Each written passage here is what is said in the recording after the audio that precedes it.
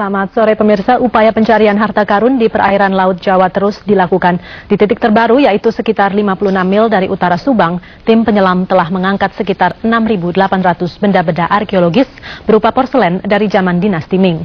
Upaya pengangkatan benda-benda arkeologis telah dilakukan selama sebulan oleh PT Komeksindo, diawasi oleh Departemen Kelautan dan Perikanan. Dari kapal karam di kedalaman 58 meter, 22 penyelam telah berhasil mengangkat ribuan benda bersejarah yang nilainya ditaksir mencapai ratusan miliar rupiah. Bahkan di lokasi 786 lintang selatan dan 275 bujur timur di perairan Laut Jawa ini, diperkirakan jumlah harta karun yang ada jauh lebih banyak dari harta karun yang ditemukan di utara Cirebon, di mana 271.384 artefak telah diangkat dan dalam upaya lelang. Namun proses pengangkatan di titik ini lebih rumit dibandingkan di utara Cirebon, karena titik penyelaman jauh lebih dalam serta kondisi cuaca lebih buruk. Nantinya hasil eksplorasi dan pengangkatan harta karun ini juga akan melalui proses lelang, di mana hasil penjualan akan dibagi dengan perhitungan 50-50 untuk PT Komeksindo dan pemerintah. Dirjen Departemen Kelautan dan Perikanan Aji Sularso menyatakan diprediksi ada lebih dari 480 titik kapal karam di wilayah perairan Indonesia yang berpotensi memiliki muatan-muatan bernilai.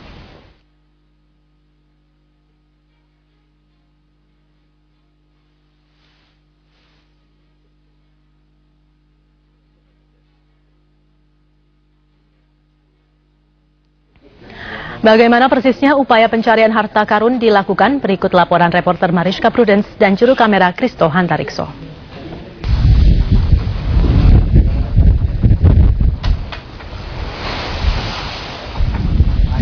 Ya pemirsa, lokasi saya berdiri ini adalah di perairan Laut Jawa. Ini kurang lebih 46 mil dari Belanakan, ini daerah Subang.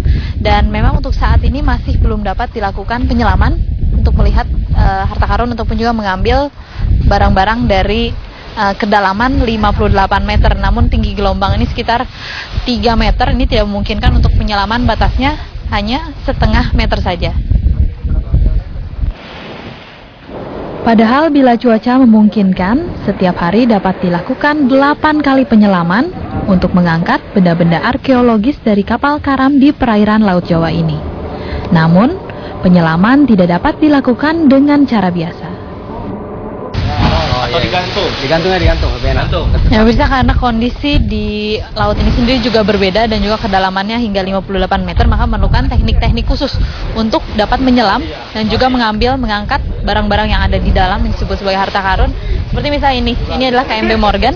Jadi untuk masuk harus memakai helmet seperti ini, beda dengan scuba diving biasa kita hanya memakai mask ini. Dan juga udaranya juga langsung dari kompresor, bukan berupa dari regulator biasa. Nanti untuk masuk juga si penyelam ini akan masuk ke sini,